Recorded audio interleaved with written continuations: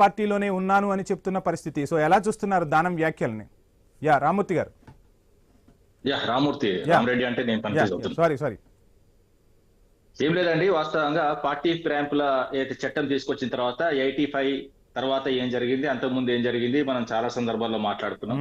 అయితే ఆయారాం గాయారాం ఏదైతే ఉన్నదో, ఏదైతే వాస్తవంగా చెప్పాలంటే 67లో ఆయారాం గయారాం అని ఒక సంస్కృతి తీసుకొచ్చింది అయితే కాంగ్రెస్ పార్టీ. దాని తర్వాత అప్పటి నుంచి ఇప్పటి వరకు 3035 వరకు వీళ్ళు మారిన విషయం కూడా తెలుసు కాంగ్రెస్ సంబంధించి. అదే విధంగా 300 మందికి పైగా బీజేపీ వాళ్ళు కూడా పార్టీ ప్రేంపులు చేసింది తెలుసు. అదే విధంగా ఇప్పుడు ఇంత ముందు కూడా మీరు మాట్లాడారు, బీఆర్ఎస్ వచ్చిన తర్వాత అంతకుముందు వైఎస్ రాజశేఖర రెడ్డి గాని ఏదైతే చంద్రబాబు నాయుడు గాని ఈ విధంగా పార్టీ ప్రేంపులు చేసిన తర్వాత అప్పుడు ముఖ్యంగా ఏంటంటే 2014లో దాని తర్వాత 2014 నుంచి ఏదైతే 23 వరకు జరిగిన ఏదైతే పార్టీ ప్రేంపుల విషయంలో కూడా నేను కులంకుశంగా చెప్తాను. ఎందుకంటే మొదటిసారి అయితే 2015లో మా ప్రభుత్వం అధికారంకి వచ్చిన తర్వాత 2014లో రాష్ట్రం ఏర్పడిన తర్వాత 15లో వాస్తవంగా ఒక నోట్ల కట్టలతో వచ్చి రేవంత్ రెడ్డి ఇబ్బంది పెట్టే క్రమం మీరు కూడా చెప్పారు ఇంత ముందు.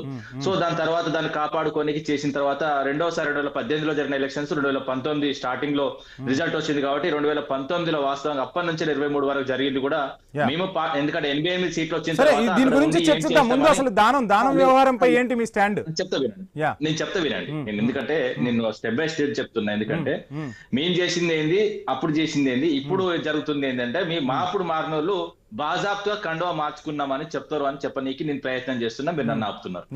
ఎందుకంటే మా ప్రభుత్వం ఉన్నప్పుడు 9.5 ఏళ్లలో పార్టీ మారిన వాళ్ళు బాజాబ్తో మేము పార్టీ మారినామని చెప్పుకున్నారు తప్ప వాస్తవంగా పదవి పోతే 10 నిమిషాలు బతకని వాళ్ళు. అదే విధంగా ఎందుకంటే కాంగ్రెస్ పార్టీ ప్రభుత్వం వచ్చిన కొత్తలో గానీ ప్రభుత్వం రావడానికి ముఖ్యంగా మేనిఫెస్టోలో అటు స్టేట్ లో అటు సెంట్రల్ లో రెండు దిక్కులో పెట్టుకున్నారు. ఎందుకంటే పార్టీ ఫిరాయింపులకు మేము వ్యతిరేకం.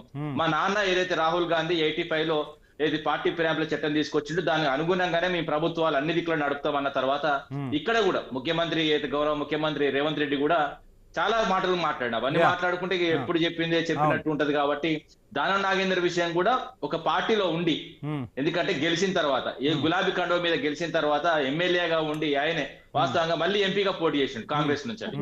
కాంగ్రెస్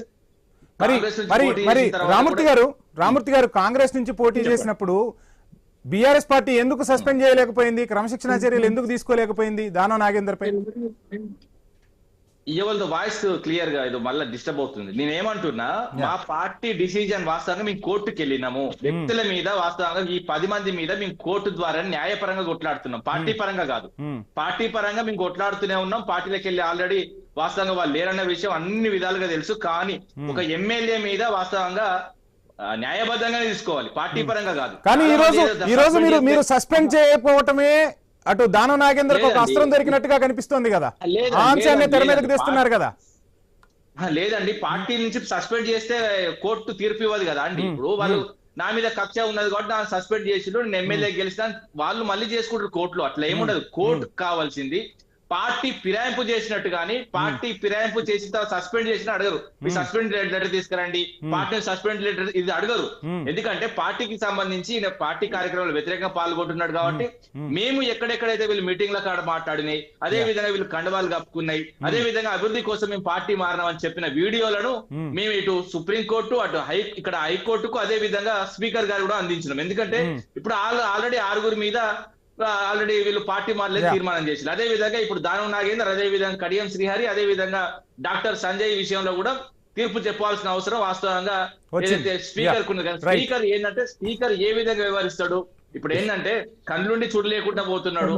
వాస్తవంగా చెప్పాలంటే ఇప్పుడు స్పీకర్ ను కూడా పిచ్చోన్ని చేస్తాడని గతంలో కూడా చెప్పాను. ఈ ప్రభుత్వం, రాష్ట్ర ప్రభుత్వం ఒక దళిత బిడ్డ మంచి గట్టి స్థానంలోకి ఎదిగిండు, వాస్తవంగా నేను హర్షిస్తున్నా. కానీ అతని మీద ఈ రోజు మనం వ్యాఖ్యలు చేయడానికి కారణం ఏ విధంగా? మీ పార్టీలో ఉన్నప్పుడు పోచారం శ్రీనివాసరెడ్డి కూడా పార్టీ చేతిలో ఉన్నట్టే కదా, పార్టీ ఏం చెప్తే విన్న పరిస్థితి కదా. ఇదే అంశం గురించి చర్చించే ముందు షార్ట్ బ్రేక్ తీసుకుందాం. Stay tune.